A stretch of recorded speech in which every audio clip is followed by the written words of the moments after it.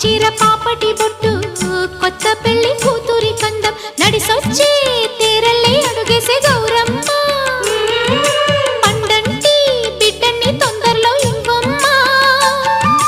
మురిపించు మువ్వల్లే కనిపించు తుమ్మాయి చెలరేగితే ఊరు పులకించిపోతుంది చల్లని మా తల్లి అమ్మో